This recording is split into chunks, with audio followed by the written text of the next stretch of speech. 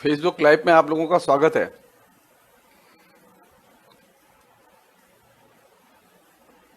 जैसा कि तय था कि हम लोग आज उस पहलू पर बात करेंगे जो नरेंद्र मोदी के वर्चुअल चरित्र से जुड़ा हुआ है।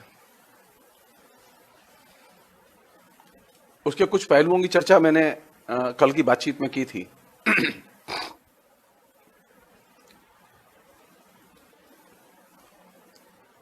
प्रधानमंत्री नरेंद्र मोदी के इस वर्चुअल चरित्र की जो इमेज है वो उनकी वास्तविक जीवन की इमेज से मेल नहीं खाती। वास्तविक जीवन में वो क्या हैं ये तो उनके करीब के लोग जाने, लेकिन जो करीब से जानते हैं वे अब हजम नहीं कर पा रहे हैं।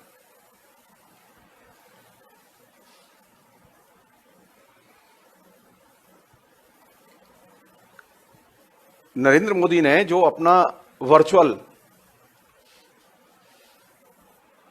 चरित्र और वर्चुअल पहचान बनाई है वो बहुत ही विशाल है। उसके साथ में किसी की भी पहचान की कोई तुलना संभव नहीं है। कोई तुलना संभव नहीं, हम चाहें या ना चाहें, कोई संभव नहीं है। वर्चुअल चरित्र की जो नरेंद्र मोदी के चरित्र की जो बुनियादी खूबी है वो क्या है? नरेंद्र मोदी के वर्चुअल चरित्र की बुनियादी विशेषता है जब भी बोलो एक बड़ा झूठ बोलो।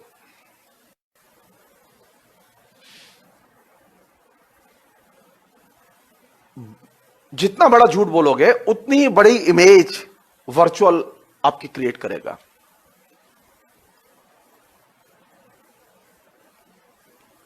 जिस दिन से नरेंद्र मोदी ने ये इस वर्चुअल पैराडाइम में पैर रखे हैं,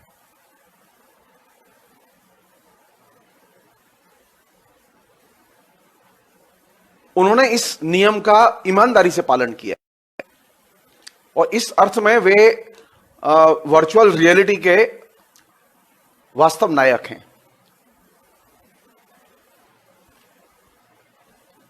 और जब मैं कह रहा हूं कि वो वास्तव नायक हैं तो वो मतलब मैं ईमानदारी से कह रहा हूं, मैं व्यंग में नहीं कह रहा हूं इस बात को, क्योंकि वर्चुअल रियलिटी के लिए झूठ एक एसेंशियल एलिमेंट है। आप वर्चुअल कम्युनिकेशन झूठ के बिना कर ही नहीं सकते।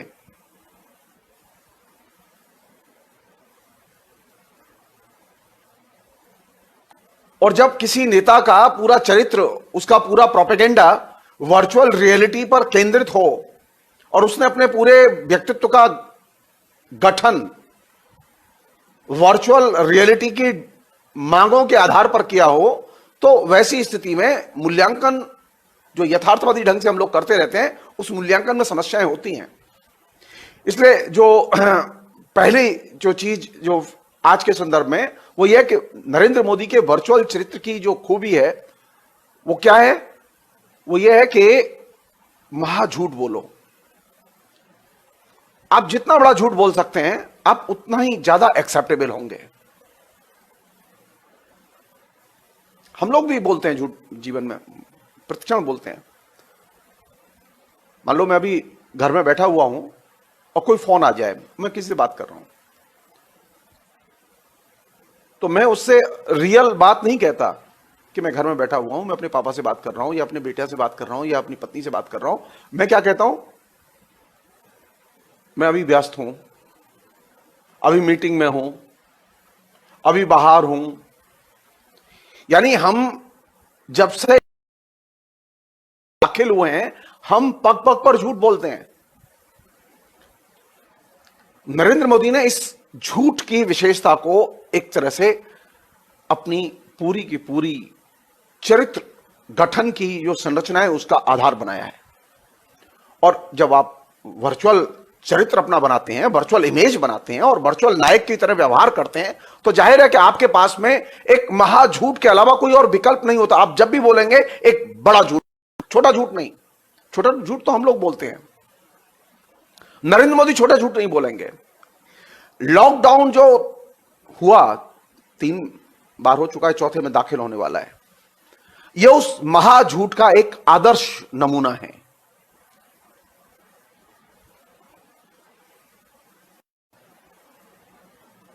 सारी दुनिया में लॉकडाउन जहां जहां देशों में, विभिन्न देशों ने किया है, चाइना ने किया, इटली ने किया, दोनों निकल के बाहर आ गए, अब नॉर्मलसी की तरफ जा रहे हैं। जहां जहां लॉकडाउन हुआ वहां लॉकडाउन के बाद में स्थितियां सुधरी, बिगड़ी नहीं। बीमार लोगों की संख्या घटी, मरने वालों की संख्या घटी, नॉर्मल सी लौटी।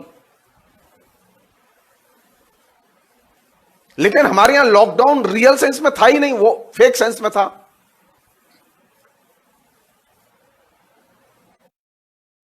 तो सरकार ने खाली लॉकडाउन की घोषणा की थी, सरकार ने लॉकडाउन के साथ में जो चीजें करनी है वो की नहीं, वो हाथ पे हाथ रख के बैठ गई लॉकडाउन बंद करके। तो अगर मुझसे पूछा जाए नरेंद्र मोदी के वर्चुअल चरित्र की जो केंद्रीय विशेषता है, महाझूठ।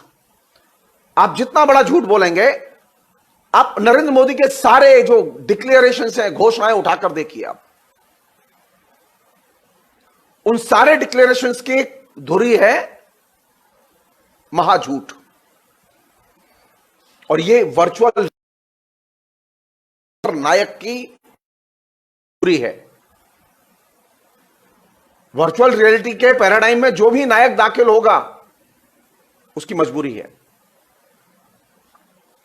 एक नमूना ले रहा हूं मैं आपको इस मतलब झूठ का। लॉकडाउन 4 डिक्लेयर किया गया और लॉकडाउन 4 की गाइडलाइन आपके सामने में, वो लॉकडाउन 3 तक जो कुछ हुआ है मैं उसके डिटेल्स में नहीं जाना चाहता। मेरा मानना है कि वो एकदम फार्स था, लॉकडाउन एकदम फार्स था, लॉकडाउन रियल सेंस में इंप्लीमेंट ही नहीं हुआ। लॉकडाउन की जो ट्रू स्पिरिट थी, वो ट्रू स्पिरिट क्या थी? जनता के बीच में जाओ, जांच करो, ट्रीटमेंट करो। तो आपने तो इतना जांच की ना ट्रीटमेंट किया, खाली लॉकडाउन डिक्लेयर किया। लोगों की मदद करो, कोई भूखा है, कोई प्यासा है, किसी की नौकरी चली गई, तो आपने मदद भी नहीं की लोगों की। इसका मतलब है कि आपने लॉकडाउन खाली कागज पर डिक्लेयर किया था, एक्चुअल में लॉकडाउन आपने किया ही नहीं। और अभी जो लॉकडाउन 4 जो आपने डिक्लेयर किया है, अभी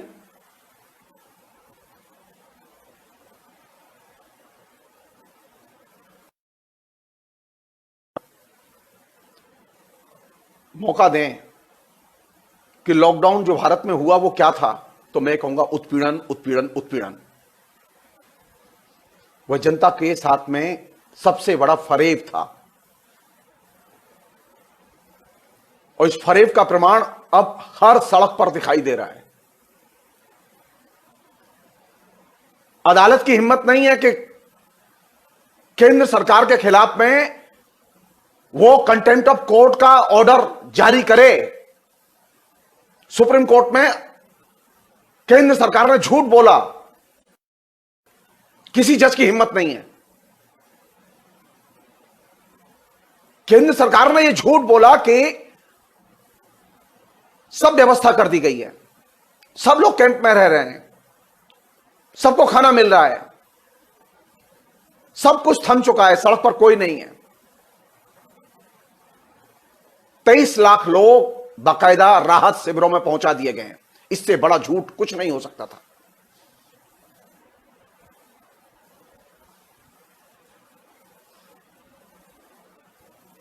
लेकिन हम वर्चुअल रियलिटी में जब पॉलिटिक्स कर रहे हैं और वर्चुअल रियलिटी में कम्युनिकेट कर रहे हैं, तो हमें एक चीज समझनी होगी कि आखिर जज इस बात को समझ क्यों नहीं पा रहे। एक साधारण नागरिक कंटेम्प्ट ऑफ कोर्ट करता है तो कोर्ट उसके खिलाफ में ऑर्डर जारी करता है, सुनवाई करता है।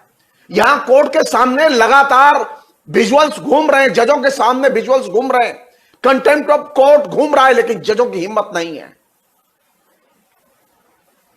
क्योंकि वे महाझूठ के शिकार हैं। मैं ये मानने के लिए तैयार नहीं हूं कि वो डरे हुए हैं, नहीं, वो डरे हुए नहीं हैं। असल में वर्चुअल रियलिटी की ये एक ब्यूटी है, महाझूठ। नरेंद्र मोदी ने उसे अपने प्रचार का, अपने दैनंदिन आचरण का हिस्सा बनाया है।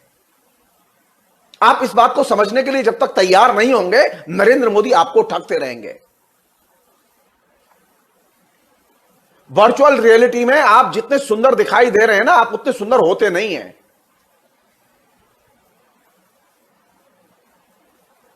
क्योंकि वर्चुअल रियलिटी में इनबिल्ट झूठ है। इस चीज को समझें हम लोग। नरेंद्र मोदी कहां मिलेंगे? इंटरनेट में मिलेंगे या झूठ के पार मिलेंगे? नरेंद्र मोदी असल में आपको झूठ के पार मिलेंगे, वर्चुअल के पार मिलेंगे। वर्चुअल में जो नरेंद्र मोदी है उसे आप पछाड़ नहीं सकते। वर्चुअल में जो नरेंद्र मोदी है उसने लॉकडाउन इंप्लीमेंट कर दिया है। उसने सारी जनता से झूठ बोल के, सारा देश से झूठ बोल के लॉकडाउन इंप्लीमेंट कर दिया। उसने अदालत से भी झूठ बोला को उसने ईमानदारी से 23 लाख मजदूरों के राहत शिविरों में व्यवस्था कर दी है।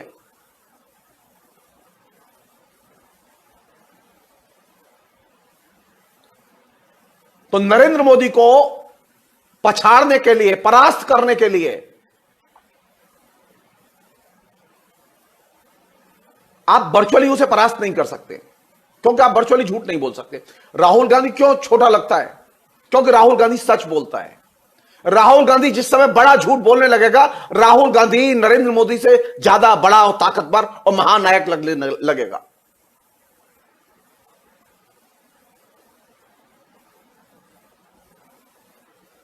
वर्चुअल रियलिटी के पैराडाइम में जब आपका प्रोपेगेंडा संगठित किया जाए तो उसकी पहली शर्त है, पहली मांग है कि आप महाझूठ बोलें। आप महाझूठ बोले बिना आप अपने प्रोपेगेंडा को संगठित नहीं कर सकते। अब देखिए कैसे महाझूठ बोला जा रहा है, मैं उसका उदाहरण दे रहा हूं आपको। आपने ये कह दिया कि ऑफिस सब लोग जा सकते हैं, लॉकडाउन 4 की गाइडलाइन है ना, सारे लोग ऑफिस जा सकते हैं। अब वहां संख्या नहीं है 30%, 33% जो पहले थी वो संख्या। अगर अब लॉकडाउन में सब लोग ऑफिस जा सकते हैं तो आप ये बताइए फिर रेस्टोरेंट खोलने में क्या परेशानी है? पूरी तरह से रेस्टोरेंट खुले, लोग बैठ के खाना खाएं। लोग बैठ के जब ऑफिस में काम कर सकते हैं तो वे रेस्टोरेंट में बैठ के खाना क्यों नहीं खा सकते? जब एक राज्य से दूसरे राज्य के लिए माल ढुलाई के ट्रक जा सकते हैं तो जनता को लेके बसें क्यों नहीं जा सकती हैं? ट्रेन क्यों नहीं चल सकती? यह फ्रॉड किस लिए हो रहा है? ये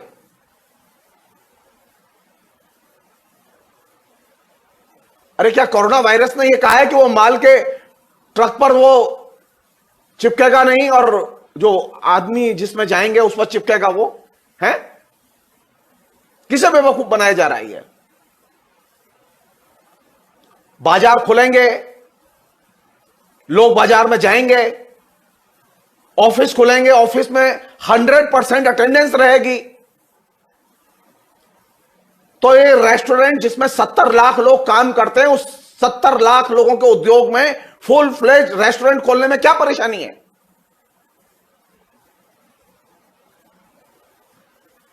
मैं फिर लौट रहा हूं अपने पॉइंट पर। वर्चुअल रियलिटी में नरेंद्र मोदी जब भी दाखिल होते हैं, नरेंद्र मोदी की सरकार जब भी दाखिल होती है तो वो एक बड़े झूठ के साथ, एक महाझूठ के साथ दाखिल होती है। नरेंद्र मोदी के पूरे 6 साल के कैंपेन की यह धुरी है महाझूठ। लॉकडाउन उसका अंतिम पड़ाव है, अब आगे नहीं चलेगा। आगे नहीं चलेगा क्योंकि अब लोग समझ गए हैं।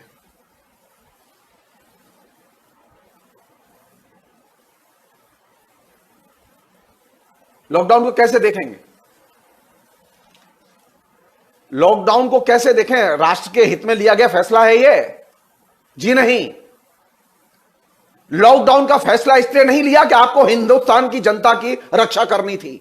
लॉकडाउन का फैसला इसलिए लिया कि आपको हिंदुस्तान की संपदा का निजीकरण करना था और हिंदुस्तान की जनता को उत्पीड़ित करके घरों में बंद करना था। आपने खाली लॉकडाउन को और कोरोना के संक्रमण को एक बहाने की तरह इस्तेमाल किया जिससे कि आप पूरी की पूरी सरकारी संपदा का निजीकरण कर सकें।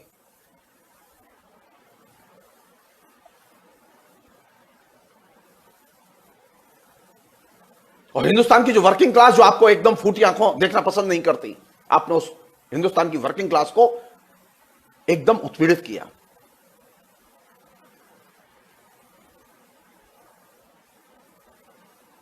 तो लॉकडाउन का पर्पज वह नहीं है जो आप बता रहे हैं। लॉकडाउन का पर्पज है जनता का बड़े पैमाने पर उत्पीड़न और जनता की संपत्ति का अपहरण। आप कल्पना कीजिए, एक साधारण आदमी की संपत्ति, एक साधारण आदमी की आमदनी जीरो हो गई और मुकेश अंबानी की कंपनी का मुनाफा 17% बढ़ गया।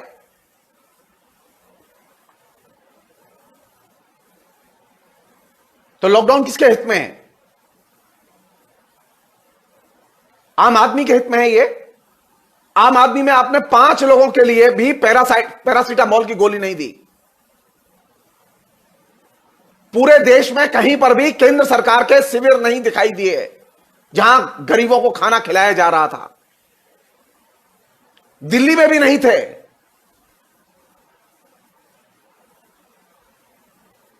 मैंने लगातार अपने इस फेसबुक लाइव की बातचीत में मैंने लगातार इस बात को प्रश्न के तौर पर उठाया कि केंद्र सरकार बताए कि उसके शिविर कहां चल रहे हैं। आरएसएस के लोग बताएं कि वे कहां खाना खिला रहे हैं। 50 दिन में वे ये नहीं बता पाए कि वे कहां खाना खिला रहे हैं। क्यों? क्योंकि जब आपने वर्चुअल पैराडाइम चुना है, रियलिटी में आप अपना प्रचार कर रहे हैं, तो वर्चुअल रियलिटी में आप सबसे सुंदर कब लगते हैं? जब आप सबसे अधिक झूठ बोलते हैं, सबसे बड़ा झूठ बोलते हैं। लॉकडाउन सबसे बड़ा झूठ था और आज भी है।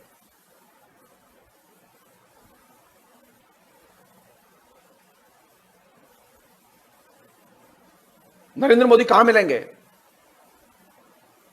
वर्चुअल रियलिटी में नरेंद्र मोदी कहां मिलेंगे? नरेंद्र मोदी सच्चाई में नहीं मिलेंगे, नरेंद्र मोदी बिग लाई में मिलेंगे, जहां बड़ा झूठ होगा, महाझूठ होगा। आपने कभी राजनीति करने वाले हमारे जो दोस्त हैं, जो तमाम राजनीतिक दल हैं, वो इस चीज को समझें कि वर्चुअल रियलिटी के तहत जो प्रोपेगेंडा का मॉडल नरेंद्र मोदी ने बनाया है, उस मॉडल की ब्यूटी है महाझूठ।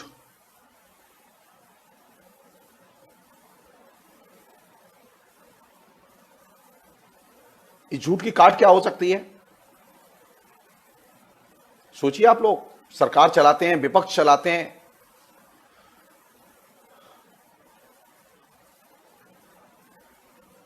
क्योंकि वर्चुअल रियलिटी झूठ के बिना अपना काम नहीं करती, वो कम्युनिकेट नहीं करती। मैं अभी देखने में कितना अच्छा लग रहा हूं मेरी हालत बहुत खराब है, लेकिन देखने में अच्छा लग रहा हूं। यह सबसे बड़ा झूठ।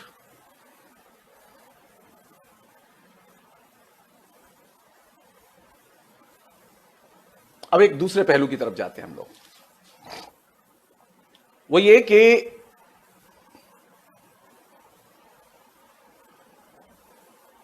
नरेंद्र मोदी के दिमाग में एक और भी है, जो चीज आपके दिमाग में बैठाई गई है।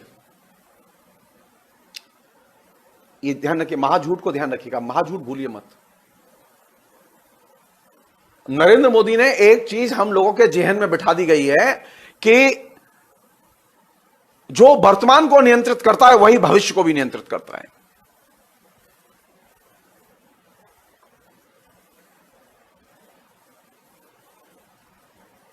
क्या आप ऐसा ही देखते हैं? क्योंकि जब आपने 130 करोड़ लोगों का लॉकडाउन में 50 दिन मैनेजमेंट कर लिया, तो आपको लगता है कि आपने भविष्य का भी मैनेजमेंट कर लिया।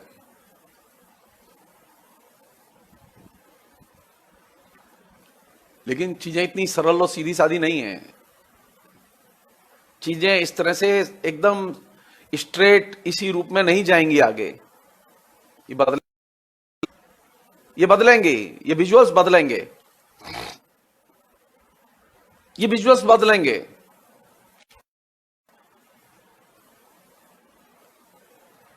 ये जो भाइयों और बहनों करके जो आपने जो भाषा बनाई थी और इसमें जनता को गायब किया था, वो जनता रोड पर आ चुकी है।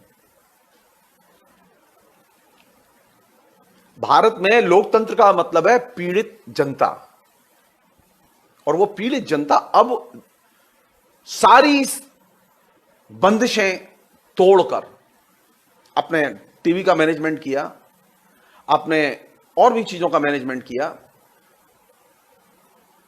आपने बाकायदा ओपिनियन का भी मैनेजमेंट किया, आपने सारे जितने भी ओपिनियन मेकर थे वो सब परचेज कर लिए, आपने सारे चैनल भी परचेज कर लिए, आपने सारे होर्डिंग इंटरनेट पर लिखने वाले सब परचेज कर लिए, लेकिन इसके बावजूद वो उत्पीड़ित जनता निकल कर आई है।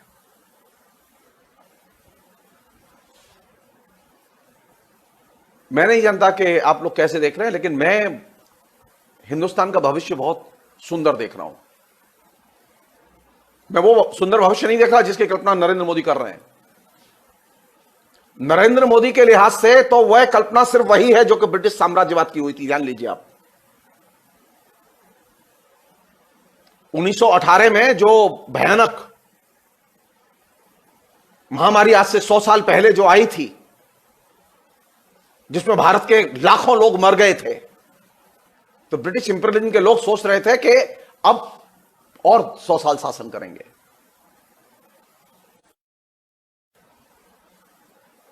लेकिन उस दबी कुचली जनता ने महात्मा गांधी पैदा कर दिया।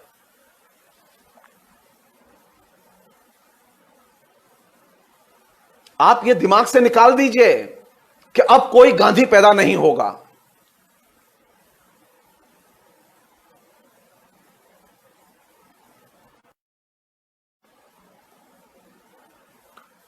उन्नीस सौ 18 की महामारी को देखने के बाद कोई नहीं कह सकता था कि हिंदुस्तान में ऐसा विशाल जन आंदोलन होगा जिसमें लाखों लोग पार्टिसिपेट करेंगे और सारे दुख भूल के पार्टिसिपेट करेंगे।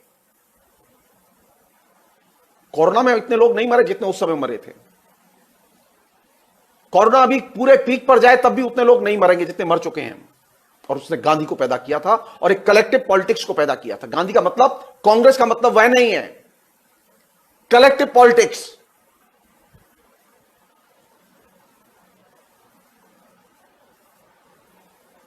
अगला भविष्य का लोकतंत्र का एजेंडा होगा सामूहिक जनतांत्रिक राजनीति की नए सिरे से शुरुआत, और वो जनता के आंदोलन से होगी। और वह आंदोलन आप तय मानिए प्रथम असहयोग आंदोलन से भी ज्यादा बड़ा आंदोलन होगा। कौन उसमें गांधी बनेगा कह नहीं सकता मैं, लेकिन तय है गांधी पैदा होगा। तय है उस आंदोलन से, जो अब आने वाला आंदोलन है, उससे भगत सिंह पैदा होंगे। तय मान लीजिए आप गिनती कीजिए 1918 और 1947 कितने साल लगे थे। ब्रिटिश इंपीरियलिज्म की चूल्हे हिला दी थी जनता ने। नरेंद्र मोदी तो भुनगा है, भुनगा जिसे कहें।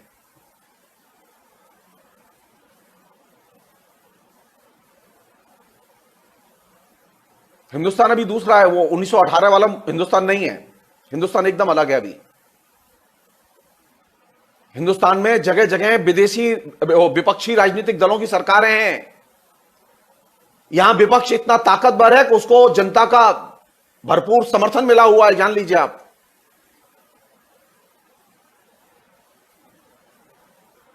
तो ये जो महाझूठ का जो वर्चुअल पैराडाइम जो तैयार किया गया, जो पिछले 6 साल से इंटैक्ट चल रहा था, उस पैराडाइम में एक छेद लॉकडाउन ने किया है। ये अपना विलोम खुद नरेंद्र मोदी ने स्वयं रचा है और किसी ने नहीं। नरेंद्र मोदी झूठ नहीं बोलते और लॉकडाउन लागू करते, ईमानदारी से लागू करते, तो शायद जनता में इतना रिएक्शन नहीं होता। लेकिन नरेंद्र मोदी मजबूर है वर्चुअल रियलिटी में रहने के कारण एक बड़े झूठ को बोलने और बड़े झूठ को जीने के लिए मजबूर हैं। नरेंद्र मोदी अपनी वर्चुअल इमेज के बाहर निकल नहीं सकते। आप लाख कोशिश कीजिए, हम लाख गुजारिश करें, नरेंद्र मोदी कभी आपको जनता के बीच में नहीं मिलेंगे। वो पिछले 6 साल में कभी जनता के बीच में नहीं गए। पिछले 6 साल में कितने हमले हुए आतंकियों के, सैकड़ों सैनिक मारे गए, किसी भी सैनिक के घर नरेंद्र मोदी नहीं गए। लेकिन नरेंद्र मोदी सबसे बड़े जनरक्षक, ये वर्चुअल इमेज थी जो फेक इमेज है। नरेंद्र मोदी नोटबंदी के समय कभी लाइन में लगे हुए लोगों के पास मिलने नहीं गए, लेकिन वो सबसे बड़े जनरक्षक हैं, क्योंकि ये वर्चुअल पैराडाइम है।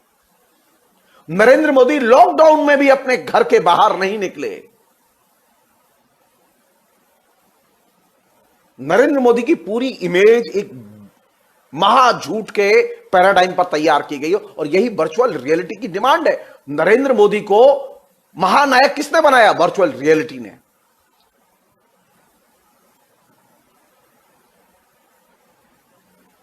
तो नरेंद्र मोदी जिस दिन अपने वर्चुअल रियलिटी के पैराडाइम के बाहर निकलेंगे, नरेंद्र मोदी बहुत बौने लगेंगे।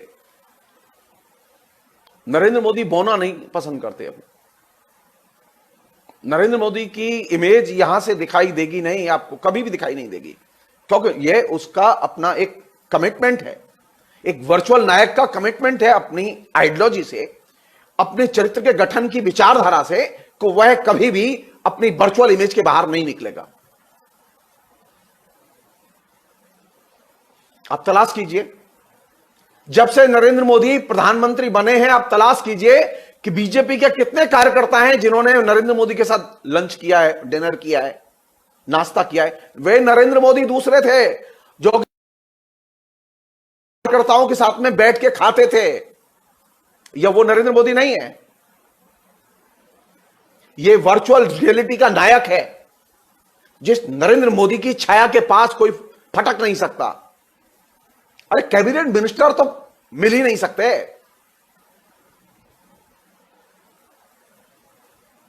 अब देखिए, ब्यूटी देखिए, पूरा देश चल रहा है संविधान ठेंगे पर, पार्लियामेंट ठेंगे पर, कैबिनेट ठेंगे पर देश चल रहा है, क्योंकि वर्चुअल नायक को अबाध अधिकार हैं। कैसा नायक है ये पॉपुलिज्म का वर्चुअल नायक है। पॉपुलिज्म का वर्चुअल नायक नहीं, करेला और नीम चढ़ा। एक तो पॉपुलिज्म वैसे ही अतरंजित भाव में होता है, और उसमें भी वो वर्चुअल।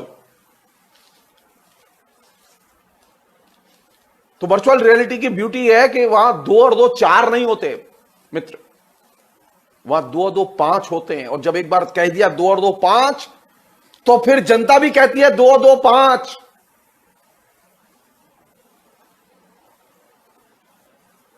नरेंद्र मोदी से कन्विंस हैं लोग, और आप वर्चुअल रियलिटी को, उसके मूल्यांकन को सामने नहीं लाना चाहते, तो आप तय मानिए नरेंद्र मोदी अबाध गति से दौड़ेंगे। लेकिन मेरे जैसे लोग जो मैं नरेंद्र मोदी पर तब से लिख रहा हूं जब से ये 2007 से इस वर्चुअल इमेज पर किसी ने सीरियसली नहीं लिया इसे। 2002 के भयानक दंगे नरेंद्र मोदी के शासन में हुए, लेकिन नरेंद्र मोदी की इमेज को आप टच नहीं कर पाए, मीडिया टच नहीं कर पाया। क्यों टच नहीं कर पाया? क्योंकि नरेंद्र मोदी ने पहली बार अपना जो चरित्र गठन किया वो वर्चुअल रियलिटी के आधार पर किया, वर्चुअल कम्युनिकेशन के आधार पर किया, और गुजरात का इलेक्शन जीता। मैं अकेला था, यह बात मैं दावे के साथ कह रहा हूं, मैं अकेला था। हमारे जितने भी मीडिया के दोस्त हैं वो नरेंद्र मोदी को वर्चुअल नायक की तरह नहीं देख रहे थे, और यही वजह वे असफल हुए।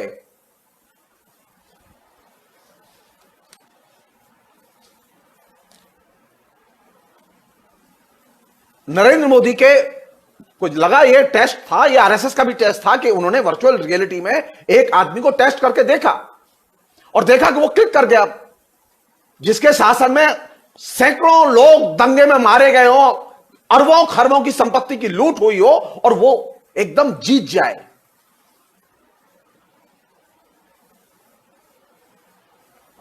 अपने राज्य की जनता को फेनेटिक बना दे, पूरा राज्य का प्रशासन तंत्र क्रैक कर दे, सांप्रदायिक कर दे उसको, यहां तक कि न्यायपालिका का भी सांप्रदायिकीकरण कर दिया वहां। इसके बावजूद वो जीत गए। इस बात को न कांग्रेस समझी न वामपंथी समझे, और मेरा उपहास उड़ाया गया, मुझे मालूम है। कहा रे क्या जगदीश्वर जी वर्चुअल रियलिटी की बात करते हैं, ये सब ये अमेरिका के लिए चीजें हैं, ये सब नकली चीजें हैं, आप ये छोड़िए सब बातें। अब नरेंद्र मोदी आपकी गले की हड्डी है। नरेंद्र मोदी वर्चुअल नायक है और वर्चुअल रियलिटी का वह एक बेस्ट प्रोडक्ट है। उसे हिटलर की जरूरत नहीं है, उसे कंसंट्रेशन कैंप की जरूरत नहीं है। उसने आपके हर घर को कंसंट्रेशन कैंप में बदल दिया है। आप पिछले 50 दिन से पूरा देश कंसंट्रेशन कैंप की तरह अपने घर में बंद है। आपने कभी महसूस नहीं किया इस बात को। तो वर्चुअल रियलिटी की पहली उपलब्धि क्या है कि आप जो देखते हैं आप उस पर मुग्ध हो जाते हैं। क्या चेहरा है, क्या कुर्ता है, क्या जैकेट है। ये जो वाह निकलती है आपके मुंह से, यही आपकी सबसे बड़ी पराजय है। क्योंकि वर्चुअल रियलिटी में जो कुछ है वो फेक है, फेक है और फेक है। उसका रियलिटी से कोई संबंध नहीं है।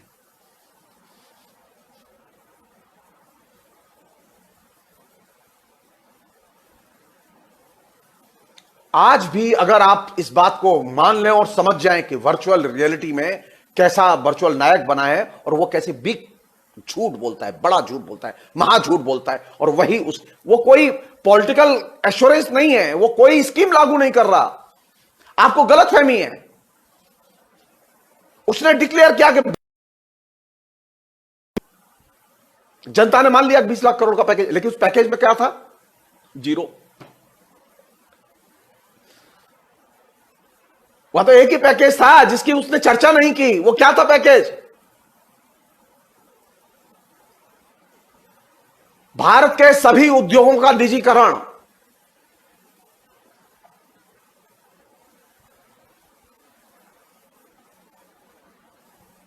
जो भी सरकार के पास था वो सब निजी क्षेत्र को सौंप दिया गया है। यह बात उसने कही ही नहीं। यह बात उसके मैनिफेस्टो में नहीं है। यह बात उसकी कभी किसी भी पब्लिक मीटिंग में नहीं आई, बल्कि वो यही कहता रहा कि मैं देश की संपदा की रक्षा करूंगा। और उसने ये कह के, ये सबसे बड़ा झूठ था उसका।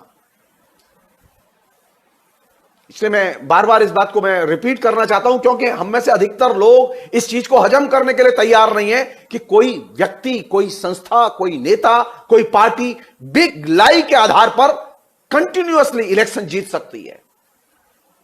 वर्चुअल रियलिटी के प्रोपेगेंडा के पैराडाइम में बिग लाई, महाझूठ एक सबसे बड़ा उपकरण है जिसे आपको मानना होगा।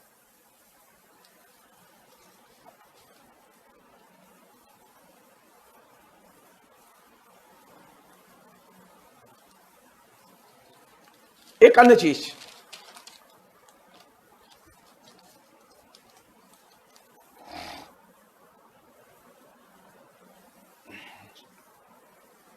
एक चीज समझिए आप, बहुत ही प्रैक्टिकल चीज है जो मैं आपसे कह रहा हूं, और बहुत ही रिच एक्सपीरियंस से निकली हुई चीज है। नरेंद्र मोदी के इस वर्चुअल प्रोपेगेंडा से हम सब लोग जानते हैं कि शिक्षित सबसे ज्यादा प्रभावित हुआ है। जो लोग रोज अखबार पढ़ते हैं, जो लोग रोज घंटों इंटरनेट पर रहते हैं। इसलिए मैंने पिछली बातचीत में यह बात कही थी कि आप अपने को थोड़ा सा ये कंप्यूटर और मोबाइल पर विश्वास करने की बजाय अपनी अनुभूतियों पर विश्वास करें तो ज्यादा अच्छा होगा।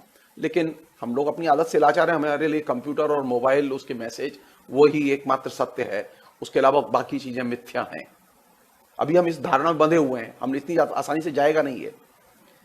हमें लगातार बोलना होगा लोगों को ये बात।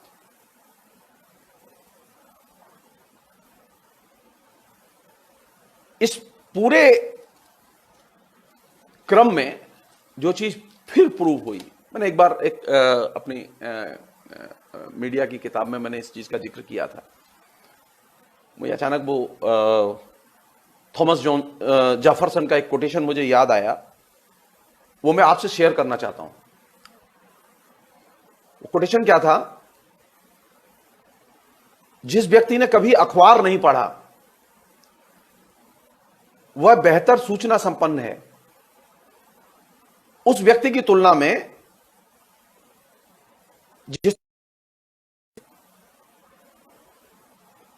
जो कुछ नहीं जानता वह सत्य के ज्यादा करीब होता है उस व्यक्ति की तुलना में जिसके दिमाग में झूठी एवं विकृत सूचनाएं भरी हैं। आप सिर्फ ये जो गरीब मजदूर जो कि कभी पढ़ते नहीं हैं, आप इनसे जाके मिलिए। मदद के लिए मत मिलिए, मदद मत दीजिए आप इन्हें, वो कर लेंगे, अपनी लड़ाई लड़ेंगे, वो उसकी चिंता मत करिए। हम जो पढ़े लिखे लोग, सूचना संपन्न लोग हैं, और वे जो अनपढ़ लोग, जो सूचना विपन्न लोग हैं, आप जानिए कि वे यथार्थ के करीब हैं या हम यथार्थ के करीब हैं। आप उसे लाख समझाइए, लाख बताइए कि देश में क्या हुआ पिछले 6 साल में,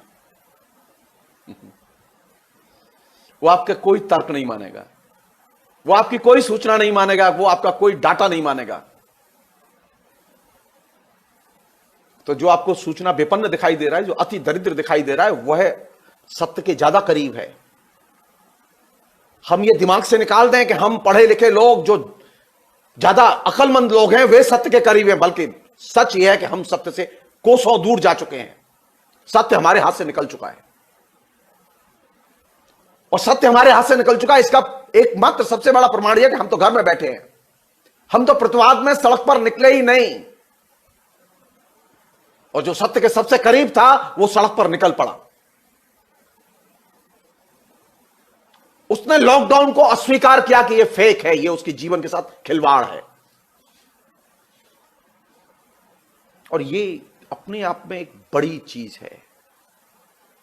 हमें देखना होगा कि इस पूरे प्रोपेगेंडा में सत्य के करीब कौन है, हम शिक्षित लोग या वो अशिक्षित जनता जो अभी सड़कों पर निकल पड़ी है, जिसे हम प्रवासी कह रहे हैं। हम नागरिक नहीं कह रहे, वो भारत के ही लोग हैं, वो प्रवासी नहीं है। शर्म आनी चाहिए उन्हें प्रवासी कहने वालों को।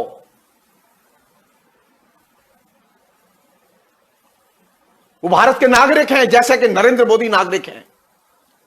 अगर एक मजदूर प्रवासी है तो नरेंद्र मोदी सबसे पहले प्रवासी है। वो दिल्ली का रहने वाला नहीं है, वो गुजरात का रहने वाला है। हम देखना चाहते हैं किसी टेलीविजन चैनल में अगर यह साहस हो तो वो कह के दिखाए कि दिल्ली में जो कैबिनेट में लोग बैठे हुए हैं उसमें कितने लोग इस दिल्ली के रहने वाले हैं। सारे के सारे प्रवासी हैं। नरेंद्र मोदी प्रवासी नहीं हो सकते, लेकिन मजदूर प्रवासी हो सकता है। यही तर्कशास्त्र गढ़ा है हम लोगों ने, और हमें गुस्सा नहीं आता, हम आलोचना नहीं लिखते। हमारा खून एकदम पानी हो चुका है, विवेक एकदम मर चुका है हम लोगों का, कि जो इस देश का बाशिंदा है, जो इस देश के निर्माण में उसकी केंद्रीय भूमिका है, उसे हम क्या कह रहे हैं? प्रवासी। और जिस व्यक्ति ने 1 घंटे ऑफिस में बैठ के काम नहीं किया, जिसे हम लोग प्रधानमंत्री कहते हैं, उसे हम कहते हैं देश का नागरिक और प्रधान नागरिक। प्रधान नागरिक मजदूर होते हैं, प्रधान नागरिक न राष्ट्रपति होता है न प्रधानमंत्री होता है। मजदूर आधुनिक समाज की बैकबोन है।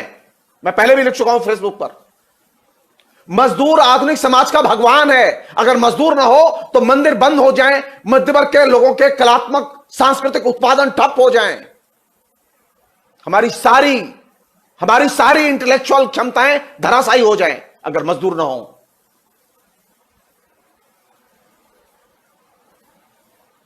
मैंने लिखा भी था इस बात को कि आधुनिक काल में ईश्वर प्रेम से बढ़कर है मजदूर प्रेम।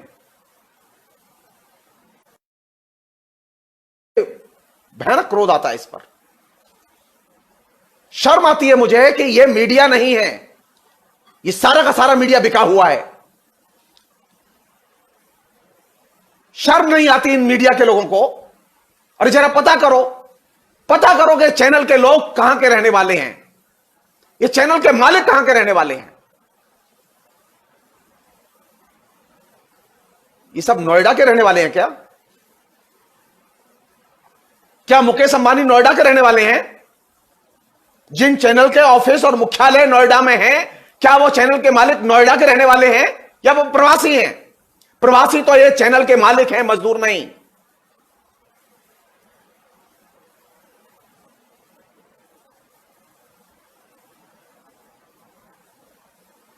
तो आपने मजदूरों की अपनी पहचान छीन ली, उन्हें प्रवासी बना दिया। वर्किंग क्लास एक क्लास है, उसकी मजदूर वर्ग की पहचान है, उसकी आइडेंटिटी है। आपको शर्म क्यों आती है कहने में वो मजदूर हैं? मजदूरों को तो ये कहने में शर्म नहीं आती वो मजदूर हैं। उन्हें ये इसमें भी कहने में शर्म नहीं आती कि वो मेहनत करके कमाते हैं, उनके पास पैसे नहीं है, वो भूखों मर रहे हैं, वो पैदल जाना चाहते हैं। वो किसी भी चीज को बोलने में शर्माते नहीं है, क्योंकि वे सच में जीते हैं।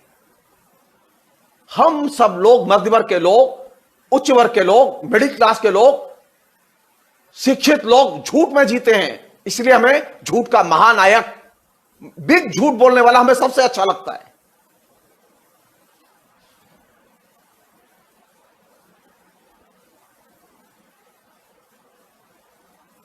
मैंने पिछली बातचीत में यह बात कही थी कि नरेंद्र मोदी ने पूरी की पूरी भाषा बदल दी है, पूरा डिस्कोर्स बदल दिया है। यह हिंदुस्तान के 40 लाख मजदूर हैं जो अपने घर लौट रहे हैं। यह वर्किंग क्लास है जो डिनाई करता है, मजदूर वर्ग डिनाई करता है नरेंद्र मोदी के इस लॉकडाउन के घोषणा को, डिनाई, और वो पीसफुली गांधी की तरह प्रतिवाद कर रहा है। आप इसको नहीं देख रहे हैं, लेकिन मैं देख रहा हूं, क्योंकि 1918 के बाद गांधी पैदा हुआ था। जान लीजिए, गांधी की ताकत, कांग्रेस की ताकत उस महामारी के बाद सबसे ज्यादा विशाल रूप में सामने आई, जिसमें हिंदुस्तान की जनता ने लाखों लोग खो दिए थे।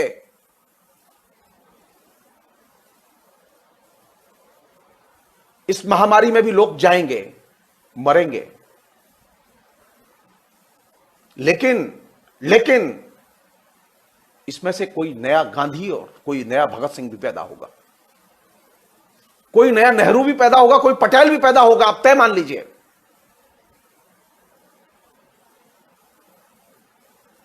क्योंकि ब्रिटिश इंपीरियलिज्म का जो सबसे बड़ा झूठ था, उसको एक्सपोज किया था। सक्षम प्रशासक माने जाते थे वे, नरेंद्र मोदी की तरह नहीं। नरेंद्र मोदी का तो पूरे देश में चिराग नहीं जलता। नरेंद्र मोदी का चिराग शुरू होता है कुछ राज्यों में और खत्म। ब्रिटिश इंपीरियलिज्म का पूरी दुनिया में चिराग जलता था, सूर्य अस्त नहीं होता था, लेकिन सूर्य अस्त होना शुरू हो गया। जो भौतिक परिस्थितियां हैं, जो सामान्य जीवन की परिस्थितियां हैं, जिसमें कि मजदूर वर्ग बाहर निकल आया है, वर्किंग क्लास बाहर निकल आया है। ये लोग गांव जाएंगे, अब ये गांव में अपनी दुनिया फिर नए सिरे से बसाएंगे। इनका जो सपना था वो चूर हो चुका है। अब ये नया सपना देखेंगे, और नया सपना क्या होगा? नया सपना होगा एक कलेक्टिव भारत का, नया सपना होगा एक कलेक्टिव पॉलिटिक्स का, जिस कलेक्टिव पॉलिटिक्स से कांग्रेस निकली थी और साम्राज्यवाद विरोधी एक संयुक्त मोर्चे की शुरुआत हुई थी। और आप तय मानिए, ये तय मानिए कि आने वाले समय में सिर्फ वही विकल्प आने वाला है। सिर्फ टाइमिंग की बात है, महीना, 2 महीना, 4 महीना, 6 महीना। यह सच है, यह सच है। इसको आप बदल नहीं सकते, मैं भी बदल नहीं सकता। मैं चाहूं तब भी मैं इस परिवर्तन को आने से रोक नहीं सकता। जाहिर है कि इसमें कुर्बानियां होंगी। इकोनॉमी बिल्कुल जीरो हो चुकी है, लेकिन उम्मीदें, क्योंकि मजदूर सच जानता है, क्योंकि मजदूर सच जानता है। हम सच नहीं जानते, हम सिर्फ झूठ जानते हैं। हम सिर्फ इल्यूजन्स में और झूठ के इल्यूजन्स में रहे हैं। मजदूर अब इल्यूजन में नहीं है। लॉकडाउन के पहले मजदूर भी इल्यूजन में था, उसे उम्मीदें थी, लेकिन लॉकडाउन के बाद मजदूर के इल्यूजन्स गायब हो चुके हैं। आपके भी होंगे, मेरे भी होंगे। जो थोड़े बहुत इल्यूजन्स रह गए हैं नरेंद्र मोदी को लेकर, वो गायब होंगे।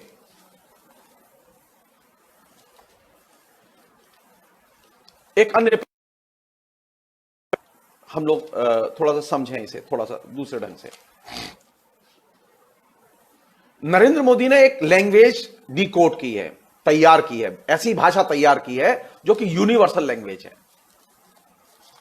वो जिस भाषा में नॉर्थ ईस्ट में बोलते हैं, उसी भाषा में वो यूपी में बोलते हैं, और जिस भाषा में यूपी में बोलते हैं उसी भाषा में वो केरल में बोलते हैं, और जिस भाषा में केरल और यूपी में बोलते हैं उसी भाषा में वो डावोस में जो अंतरराष्ट्रीय सम्मेलन होते हैं जिसमें कि 170 देशों के राष्ट्राध्यक्ष और बड़े टाइकून अरबपति लोग शामिल होते हैं, उसमें भी वो वही भाषा बोलते हैं। नरेंद्र मोदी ने एक ऐसी भाषा पैदा की है और ऐसी भाषा यूनिवर्सल लैंग्वेज डेवलप की है कि वो G20 के देशों के सम्मेलन में जब राष्ट्राध्यक्षों को संबोधित करते हैं तो वही भाषा बोलते हैं।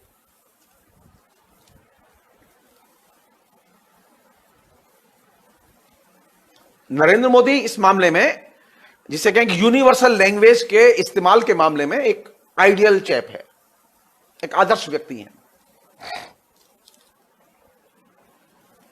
और इस यूनिवर्सल भाषा में मुश्किल यह है कि आप इसका अर्थ तय नहीं कर सकते।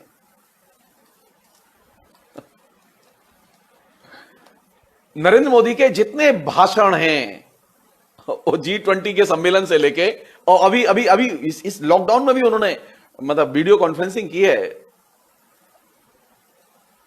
बड़े राष्ट्रों के साथ। नरेंद्र मोदी ने एक ऐसी भाषा गठित की है जिसका वो इस्तेमाल कर रहे हैं, जो भाषा प्रचलित अवधारणाओं और प्रचलित भाषिक जो पदबंध हैं उनका अतिक्रमण करती है, उनको अस्वीकार करती है, उन्हें अपदस्थ करती है। आप जस्ट सोचिए, आप यहां से देखिए कि नरेंद्र मोदी ने कैसे काम किया। नरेंद्र मोदी का पहला कदम क्या था? नरेंद्र मोदी ने जब शासन संभाला तो उनका सबसे बड़ा एक कदम था, आप लोग भूल गए, मैं नहीं भूला हूं। उन्होंने 2 फैसले लिए, बहुत बड़े फैसले थे। पहला फैसला लिया उन्होंने कि उन्होंने प्लानिंग कमीशन को डिसॉल्व कर दिया। अब आप बताइए, अब कर लीजिए बहस।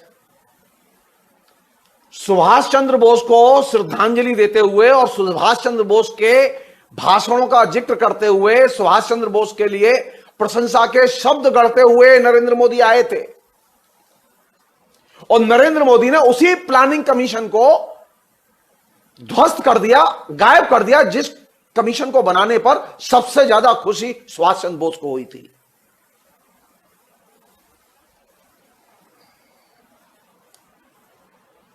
सुभाष चंद्र बोस इसको अंदर से मानते थे, व्यवहार में मानते थे। उन्होंने अपने भाषण में भी कहा था, मैंने फेसबुक पर लिखा भी था इसे।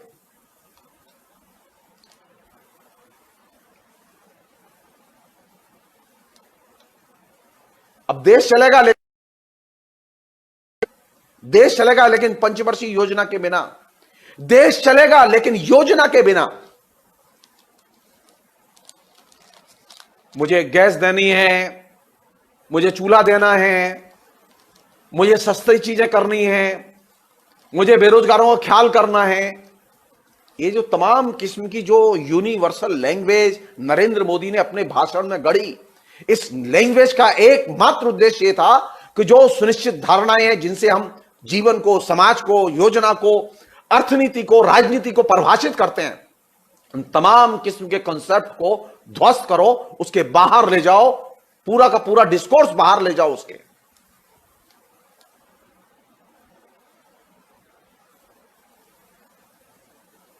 तो नया संसार कैसा आया? जो नया भाषिक संसार पैदा हुआ वो यूनिवर्सल भाषा का संसार था, जिसमें आप अर्थ नहीं पकड़ सकते थे। आखिर अर्थ कहां होता है इसमें? अरे भाई, अगर आप उज्ज्वला के तहत गैस का कनेक्शन देंगे तो वो आएगा तो किसी प्लानिंग का हिस्सा बन के ना। ये कैसे संभव है कि योजना ना हो और गैस चली जाए?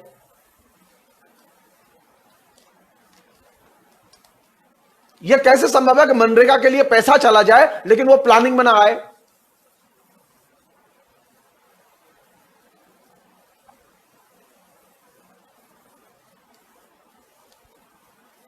नरेंद्र मोदी ने जो भाषा गठित की, कभी डिटेल्स में उसके भाषणों की बात करूंगा मैं जब मौका लग जाएगा, क्योंकि अभी समय ही नहीं मिल पाता इतना।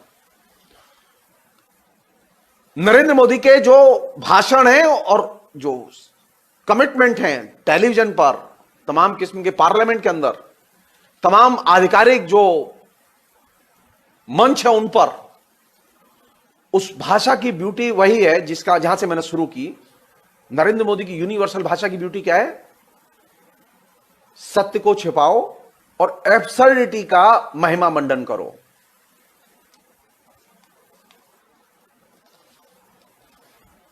एक यूनिवर्सल लैंग्वेज वह थी जो इंडस्ट्रियल रेवोल्यूशन के साथ आई थी। वह ऐसी भाषा थी जो कि सत्य के ज्यादा करीब थी। लेकिन वर्चुअल रियलिटी के साथ में जो यूनिवर्सल लैंग्वेज आई है, उसका सत्य से कोई संबंध नहीं है। वो सत्य को छिपाने का काम करती है। मसलन जैसे मैंने कुछ लिखा और आपने क्या किया, मुझे आई लव यू का एक आइकॉन भेज दिया आपने। अच्छा, आपने मुझे देखा ही नहीं है, आप मुझे जानते ही नहीं है, आपने मुझे कभी इमोशनली आपने मुझे फील ही नहीं किया, देखा ही नहीं, और हाउ कैन यू से आई लव यू, और मैं कैसे फील कर सकता हूं आपको आई लव यू? तो ये जो आपने मुझे आई लव यू भेजा, उस आई लव यू में कौन सी चीज कम्युनिकेट हो रही है? सत्य कम्युनिकेट नहीं हो रहा है, जस्ट सिंबल कम्युनिकेट हो रहा है। बल्कि ये जो यूनिवर्सल लैंग्वेज है, जो वर्चुअल रियलिटी ने तैयार की है, ये सत्य को छिपाने के लिए की है। तो नरेंद्र मोदी ने प्रधानमंत्री बनने के बाद जो भाषा विकसित की, जो यूनिवर्सल लैंग्वेज विकसित की, उस यूनिवर्सल लैंग्वेज की खूबी ये थी, जो कि खूब बोली जा रही है, खूब बोली जा रही है, जिसका कि वर्चुअल जगत में सबसे ज्यादा इस्तेमाल हो रहा है। उसकी खूबी क्या है? वह सत्य को छिपाती है और एब्सर्डिटी का महिमा मंडन करती है। हम ये छल की भाषा है, ये इसमें छल निहित है। इस भाषा की एक खूबी एक ये भी है कि इसमें एक से अधिक मीनिंग होते हैं, डबल मीनिंग, ट्रिपल मीनिंग भी हो सकते हैं। और ये भाषा जो कंट्राडिक्शन है उनको छिपाती है, जो रियल अंतर विरोध हैं उनको छिपाती है।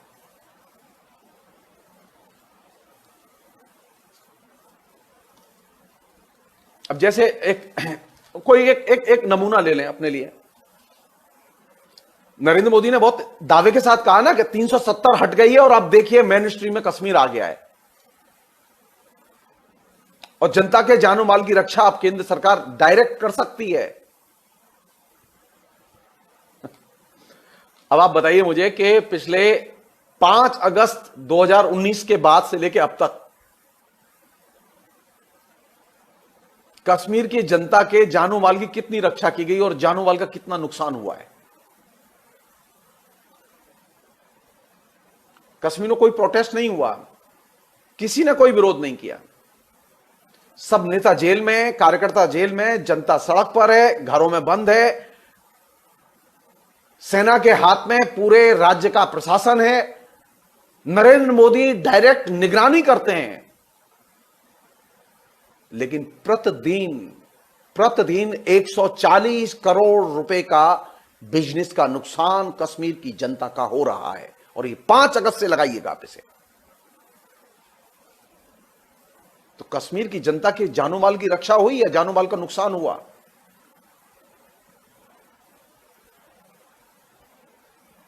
लॉकडाउन में हिंदुस्तान के जनता के जानो माल की रक्षा हुई या जानो माल का नुकसान हुआ? सारी दुनिया में लॉकडाउन जहां लागू किया गया, वहां लोगों के, संक्रमित लोगों की संख्या लगातार घटती चली गई।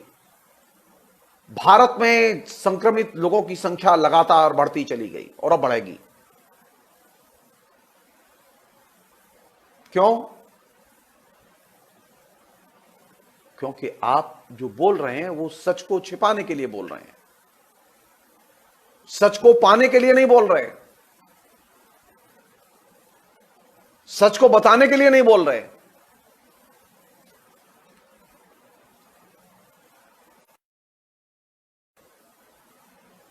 आखिरी चीज,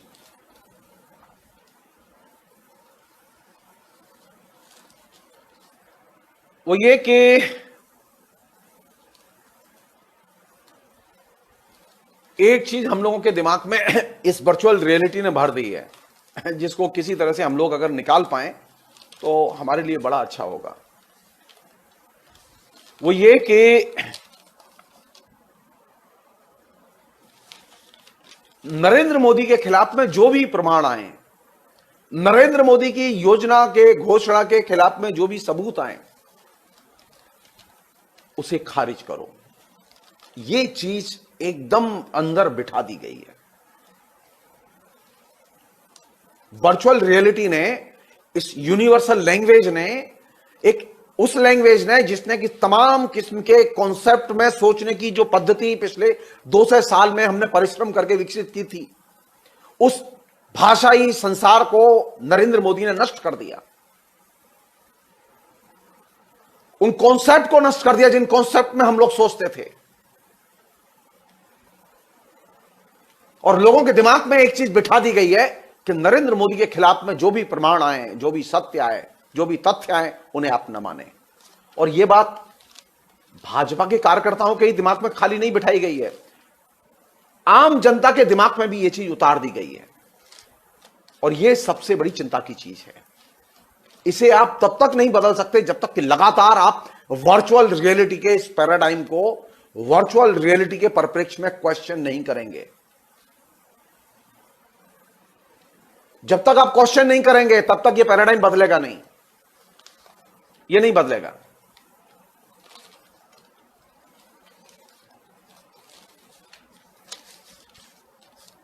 लास्ट, नरेंद्र मोदी ने सबसे बढ़िया काम क्या किया?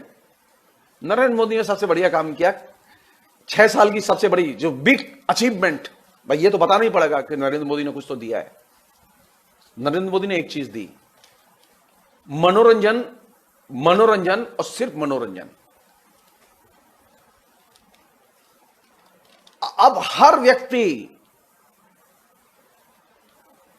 देश की तमाम चिंताओं से मुक्त होकर सिर्फ एक काम में लगा हुआ है और एक काम का आस्वाद ले रहा है, उपभोग कर रहा है, वह मनोरंजन, मनोरंजन और सिर्फ मनोरंजन। और इसके लिए तरह तरह के पैकेज हर टेलीकम्युनिकेशन कंपनी के पास है। आप एक सामान्य सा कनेक्शन लीजिए। बीएम प्रसाद जी, यूएस में अभी लॉकडाउन नहीं है। यूएस में जो आंकड़े बढ़ रहे हैं उसका एक कारण है, वही कारण है जो यहां पे भी है, क्योंकि यूएस में ट्रंप ने बाकायदा वहां के मेडिकल सुविधाओं पर कोई, उसके विस्तार पर कोई खर्च नहीं किया और सारा मेडिकल सिस्टम निजी क्षेत्र के हाथ में है। इस मामले में तो हम अमेरिका के साथ हैं, अमेरिका के भाई हैं।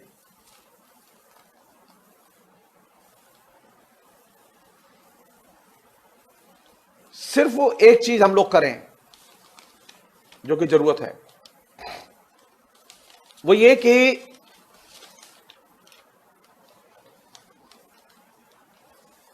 ये जो नए, जो भारत की जो इमेज है, वो नए भारत की कौन सी इमेज है? नए भारत की जो इमेज है वो क्रिटिकल भारत की इमेज है। हम ये कोशिश करें कि क्या हमारा जो पूरा का पूरा लेखन है, चिंतन है, मनन है, उसे आप फ्रस्ट्रेशन के तौर पर व्यक्त मत कीजिए प्लीज। आप अपनी असुविधाओं के फ्रेमवर्क में चीजें पेश मत कीजिए।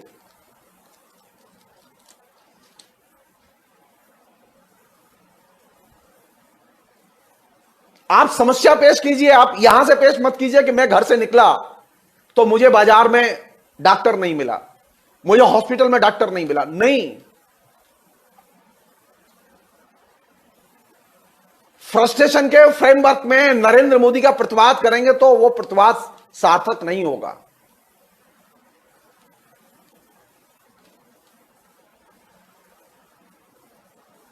आप समस्या को समस्या की तरह देखिए, उससे व्यक्ति को अलग करके देखिए।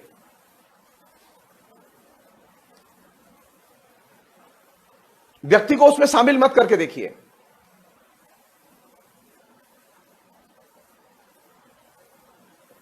और एक जो नए किस्म की जो मॉरलिटी, नैतिकता, नैतिक श्रेष्ठता, जो नरेंद्र मोदी ने वर्चुअल रियलिटी के जरिए क्रिएट की है, आप उसे क्वेश्चन करना शुरू कीजिए।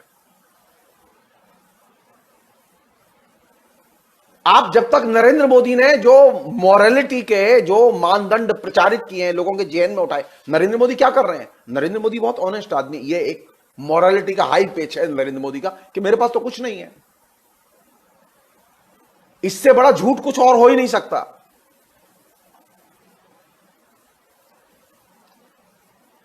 नरेंद्र मोदी को इतनी तनख्वाह नहीं मिलती, इतनी तनख्वाह नहीं मिलती कि वो पहने हुए कपड़े को दोबारा ना पहने। अरे मुकेश अंबानी भी अपने कपड़े दोबारा पहनता है, अदानी भी अपने कपड़े दोबारा पहनता है, लेकिन नरेंद्र मोदी के व्यक्तित्व की ब्यूटी है कि वो जब एक बार एक कपड़ा पहन लेते हैं तो दोबारा नहीं पहनते।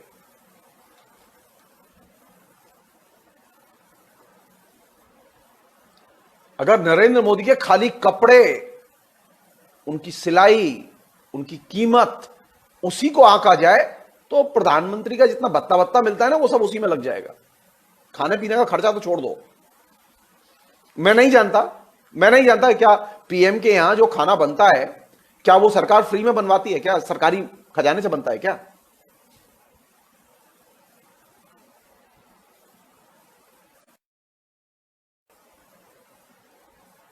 दिमाग से निकाल दें। नरेंद्र मोदी ने जो ये नैतिकता का जो एक सुपीरियर मानदंड बनाया है कि वह ईमानदार है, यह सबसे बड़ा झूठ है।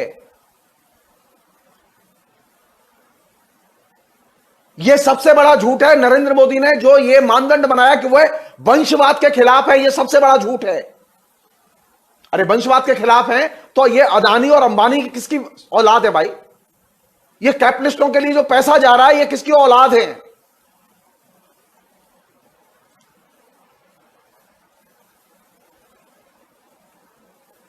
मैं वो नहीं कहना चाहता कि बीजेपी के जो किसी नेता की बेटी को आप एमपी ना बनाएं, वो बन ही सकते हैं, वो नहीं। वंशवाद वह है जो कि आपको इस सिस्टम में दिखाई देता है जहां कैपिटलिस्टों के बच्चे,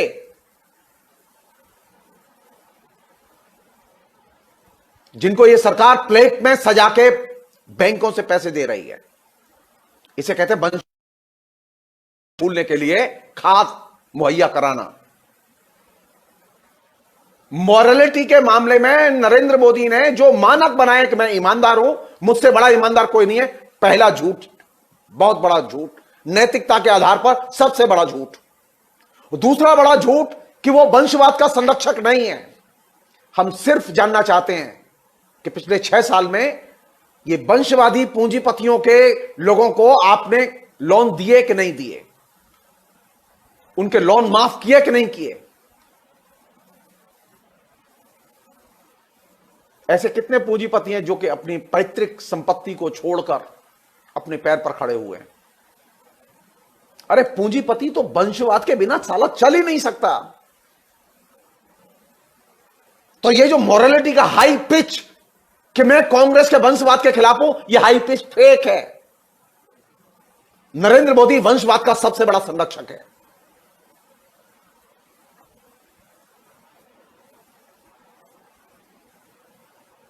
सो वर्चुअल रियलिटी में जाते समय, वर्चुअल रियलिटी के पैराडाइम में नरेंद्र मोदी के चरित्र का विश्लेषण करते समय, नरेंद्र मोदी ने जो नैतिकता की, जो श्रेष्ठता के मानदंड प्रचारित किए हैं, वो एकदम फेक है। उन्हें क्वेश्चन किया जाना चाहिए, और उन्हें क्वेश्चन इस तरह से नहीं करना चाहिए कि नहीं वो तो यशवंत सिन्हा का बेटा है। नहीं, ये सब्जेक्टिव हो जाएगा मामला। फिर मैं रिपीट कर रहा हूं, हमें नरेंद्र मोदी को क्वेश्चन करते समय व्यक्ति को निकालना पड़ेगा, उसमें से समस्या को सामने रखना होगा।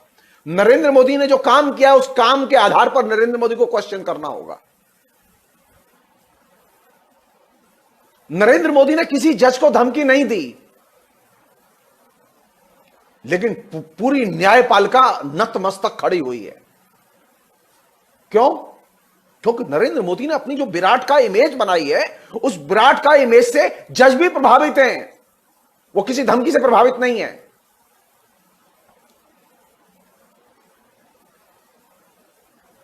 मैं जजों के जो स्वतंत्र अस्तित्व है उस पर मैं प्रश्न चिन्ह लगाना नहीं चाहता। मैं एकदम वर्चुअल रियलिटी के पैराडाइम में मैं न्यायपालिका को भी देख रहा हूं। मैं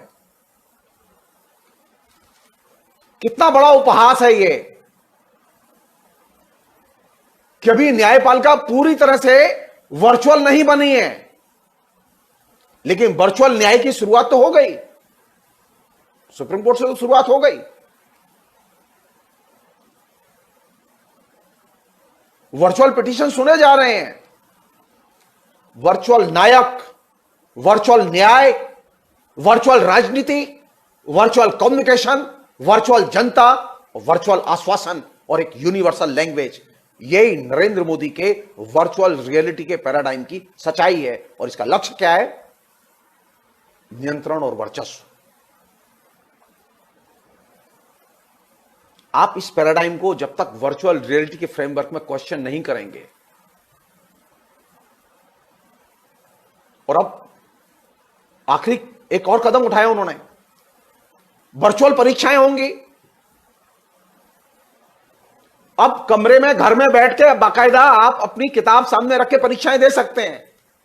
मैं सरकार से अपील करूंगा कि वो परीक्षाएं न ले, सबको वैसे ही पास कर दे। ये परीक्षा का पाखंड न करे। सारे विपक्ष को यह मांग करनी चाहिए कि यह परीक्षा का पाखंड बंद होना चाहिए। या तो परीक्षाएं नॉर्मल होने के बाद में एक साथ ली जाएं, अन्यथा सबको वैसे ही पास कर दिया जाए जैसे कि आपने छोटी कक्षा के विद्यार्थियों को पास कर दिया है। कोई परेशानी नहीं है इसमें। अगर बच्चे पास हो जाते हैं क्या नुकसान है इसमें? लेकिन इस वर्चुअल रियलिटी के पैराडाइम को क्वेश्चन करने की जरूरत है। अब ये परीक्षाएं भी वर्चुअल लेंगे, टीचिंग भी वर्चुअल होगी, न्याय भी वर्चुअल होगा, नरेंद्र मोदी का कम्युनिकेशन भी वर्चुअल होगा और हिंदुस्तान भी वर्चुअल होगा। जी नहीं, जी नहीं, हमें रियल चाहिए। मुझे रियल परीक्षा चाहिए, अन्यथा सबको वैसे ही पास करो, सबको वैसे ही पास करो। मुझे रियल क्लासेस चाहिए। रियल क्लासेस का विकल्प वर्चुअल क्लासेस नहीं है। इटली और अमेरिका में वर्चुअल क्लासेस नहीं होती। जनता को यह बेवकूफ न बनाया जाए कि अब शिक्षा संस्थानों की और कक्षाओं की कोई जरूरत नहीं है, अब गुरुजी घर से क्लास ले लेंगे। मुझे रियल क्लास चाहिए, रियल शिक्षा चाहिए, रियल न्याय चाहिए। मुझे जज के सामने खड़े हुए वकील चाहिए अदालत में, मुझे मुवक्किल चाहिए अदालत में, मुझे वीडियो कॉन्फ्रेंसिंग के जरिए न्याय नहीं चाहिए। यह इमरजेंसी का एक कोई छोटा विकल्प हो सकता है कि कोई क्रिमिनल है, वो जेल में पड़ा हुआ है, जिसे लाने में असुविधा हो रही है, तो वहां आप सिटिंग कर लीजिए। अरे जैसा अमेरिका में भी वर्चुअल न्याय नहीं हो रहा है, इटली में भी वर्चुअल न्याय नहीं हो रहा है। मैं रिपीट कर रहा हूं इस बात को, नरेंद्र मोदी ने सिर्फ अपने को ही और जनता को ही नहीं, उसने न्यायालय को भी वर्चुअल बना दिया है, न्याय को भी वर्चुअल बना दिया है। और वर्चुअल न्याय और वर्चुअल न्यायाधीश रियल चीज को फील ही नहीं कर सकते, महसूस ही नहीं कर सकते। और यही वजह है कि सुप्रीम कोर्ट के जजों ने साफ कह दिया कि हम कुछ नहीं कर सकते। अगर लोग निकल रहे हैं तो निकले। अरे आप कम से कम इतना तो कर सकते हैं कि contempt of court central government के खिलाफ में शुरू किया जाए कि केंद्र सरकार ने झूठ बोला, झूठ एफिडेविट दी कि 23 लाख लोगों का बाकायदा नीचे प्रबंध कर दिया गया है, कोई सड़क पर नहीं है, सबको खाना मिल रहा है। और यह झूठा एफिडेविट था जो केंद्र सरकार ने दिया। लेकिन जज साहब आप महसूस कर ही नहीं सकते, क्योंकि अब आपको भी वर्चुअल बना दिया गया है। तो लड़ाई किस बात की होगी? लड़ाई होगी रियल की, वर्चुअल की नहीं। मुझे न्याय चाहिए रियल में, मुझे अदालतें फंक्शन करने वाली चाहिए, मुझे सड़कों पर लोग चलते हुए सीधे दिखाई देने चाहिए, मुझे होटल रेस्टोरेंट सारी चीज खुले, सारी चीज, ट्रेन चले, बस चले, हवाई यात्राएं चले, सब चीज नॉर्मली चले। यह नहीं हो सकता कि आधा ये चलेगा आधा ये नहीं चलेगा, यह नहीं हो सकता। जो लोग पैदल जाना चाहते हैं वो पैदल जाएं, जो लोग बस से जाना चाहते हैं वो बस से जाएं। आप जाने आने के अधिकार को आप बाधित नहीं कर सकते, नहीं कर सकते।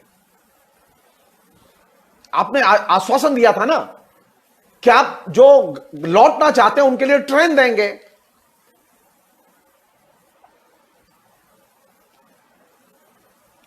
किसी भी रेलवे स्टेशन पर ट्रेन का टाइम टेबल और ट्रेन के रिजर्वेशन काउंटर खुले हुए नहीं है।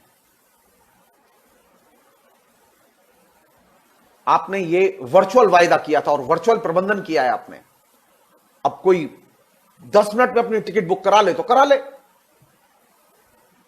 अरे ऐसे कहीं व्यवस्था होती है? काउंटर खोलिए, काउंटर, वर्चुअल काउंटर नहीं, रियल रेलवे स्टेशन के काउंटर खोलिए। वहां टाइम टेबल लगाइए कब ट्रेन जाएगी। और अब और कोई ट्रेन नहीं चल रही तो वे ट्रेनें सिर्फ दिन में एक बार नहीं, दिन में 10 बार चलाइए। मैं अपनी बात जहां से मैंने शुरू किया था, ये जो श्रमजीवी एक्सप्रेस चलाने का भी जो लक्ष्य है और घोषणा है, ये भी महाझूठ है। इसे भी आप वर्चुअली डील करना चाहते हैं, वर्चुअली प्रबंधन करना चाहते हैं इसका।